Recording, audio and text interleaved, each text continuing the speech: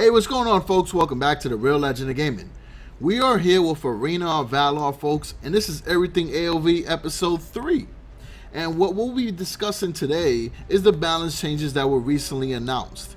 And honestly, there was a lot of characters that were affected by the balance changes, both positive and negative, and some were just reworked or some stories were rewritten. So we'll discuss all of them, show you some gameplay of the abilities that are in question, and then hopefully we'll continue the discussion through the comments. Alright folks, so let's check it out.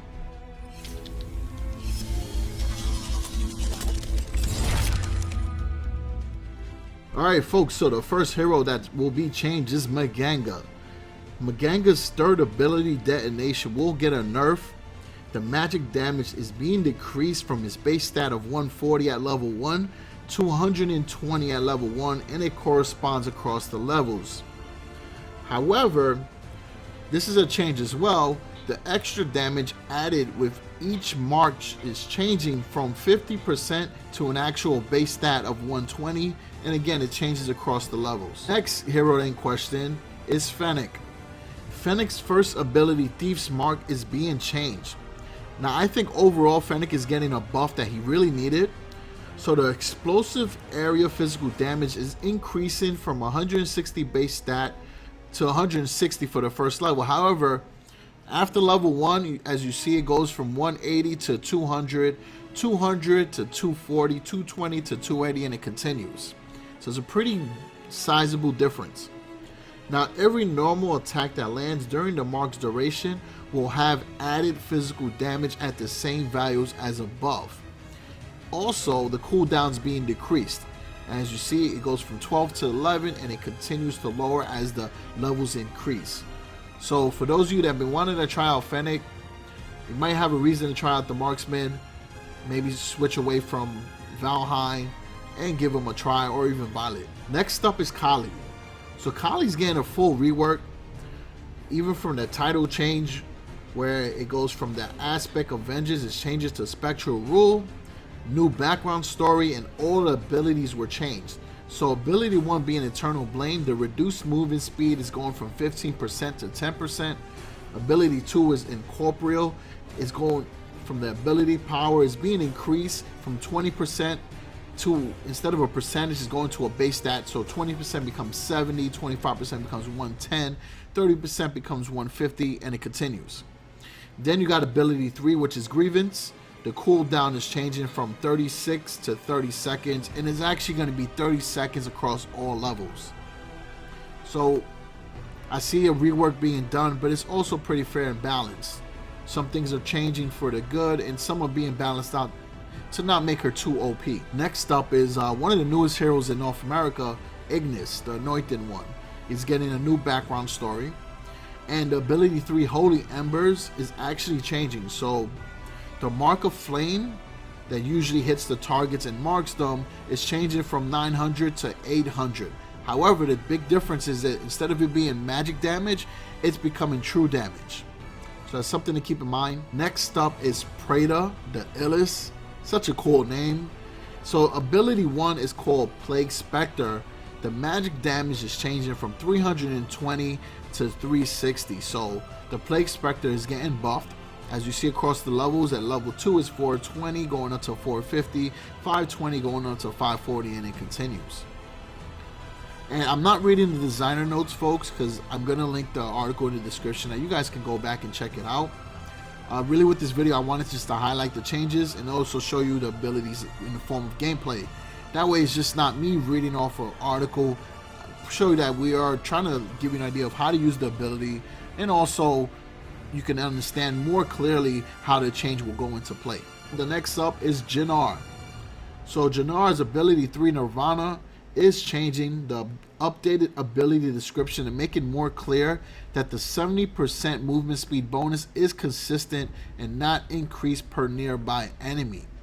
So you're not getting a buff with the more enemies that are nearby. It's just 70% movement speed bonus, which is still incredible. Next up is Morin. Morin's ability 1, Tactical Maneuver, is changing, right? Previously the max stacks was 10, that's going down to 7, and the mana cost is reducing from 40 to 35. So So that kind of makes sense, right? You consider the fact that they're reducing the stack, so at least make the ability cost less to use. So that was pretty cool right there. All right, the next hero, and unfortunately I don't have gameplay for him because when I was playing the beta in the EU server, as soon as the North American version came out, I started on that because the ping was much better. But I kind of lost my status over in the EU server. I got to figure out how to maybe put it on a different account, but I don't have gameplay for Superman. So his ability 3, Speeding Bullet, is changing. The cooldown is increasing from 50 seconds to 60, 45 to 55, 40 to 50. So I guess they're trying to find a way to balance Superman out because he's very strong. Real slow, but mighty powerful, right? Next up is Lindis, who is supposed to be coming out in North America this month. Should be very soon. Her ability 3, Lunar Champion, is changing. So the physical damage is increasing from 160 to 220. So pretty big boost. 240 to 300 and 320 to 380. So it's actually pretty exciting because, again, she has not officially released in North America. So with her getting a buff before the release, I'm real excited about that because I wanted to try out Lindis. I'm really intrigued by her abilities, so that should be interesting. Next up is Crixie. Crixie the Pixie is ability 2, which is Nature's Wrath. The cooldown is decreasing from 14.5 seconds at level 1 to 13, and it lowers down as you level up. So you'll be able to use that cooldown a lot more quicker now. Next up is one of the newest heroes, Cricknack. Cricknack's third ability, which I think is real cool, is the Drone Drop. So the physical damage is actually increasing. So for those of you who bought Cricknack in North America, your guy just got a buff. So that damage is going to increase from 350 to 400, 500 to 600, 650 to 800. So that should be interesting as well because that's one of the ultimates that you really can control exactly where you're going to hit. Rather than just sliding it over and hoping that the character does not move in the time that you designate your attack. So that should be good. Next up is Wonder Woman. Wonder Woman is also releasing this month in North America. Same reason for Superman. I don't have the gameplay yet, but her passive, which is Amazon Shield, is being changed. So the self-healing effects is increasing from 5, and it's plus 5 for each level. And that's going up to 10 plus 7 each level. So it's being doubled. So she'll be doing more self-healing, but then after each level is going to go up plus 7. So it's a little rework as far as her passive, right? Next up is Slim's. Slim's ability 3, Savage Potion. So the movement speed is decreasing from 20%. Well, actually, let me rephrase that. So previously it would be 20%, 25%, 30%. So it'll be an increase with the level. It's going to be 20% always. So it's a flat movement speed. Next up is Lu Bu. So Lu Bu is just getting a background story change. So they're going to change a couple items in the story and make it more appropriate for the character. I don't know what the exact changes are, but if those of you that are into lore, I'm sure you'll pick it up right away. The next up is Chalnar. Might have said the name wrong because I wasn't sure how to pronounce that one, but this here is not necessarily like a change to any damage or anything. There was an issue where the buffs were not applying correctly, so it was not stacking whenever an enemy was killed by Shockwave. Neither was it stacking when the enemy immediately leave the skill range after taking damage from Shockwave. So it got fixed, right? There was a fix for Chalnar. Next is my man Valheim. No changes, just improved running animations to make Valheim pretty much look a lot more cooler. I like that. Can't argue with that one. Next is Zuka. Zuka's going to have improved animations as well. And next is Scud. So Scud is getting a change. So with his Furious Charge, it's no longer going to stop upon hitting an enemy hero. So this is really good, and it makes it much better for accurate positioning as well. Next is Aleister. For some reason, it reminds me of Loki. He's getting an improved appearance. So other than that, folks, I hope you enjoyed this video.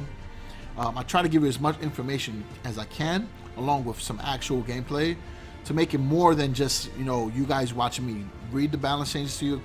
Kind of make it a little more visual for you to see how these abilities play out, and that we could get a much clearer idea of how the changes will impact that ability. So I hope you appreciate the content. If you do appreciate everything, then hit the like button. If you want more future Arena Valor videos and Clash Royale, then hit the subscribe button to get more content, and slap the bell for notifications so that you can get these update videos much faster and get put onto the information in a much more efficient manner. Alright, so other than that, folks, appreciate everything. Peace out.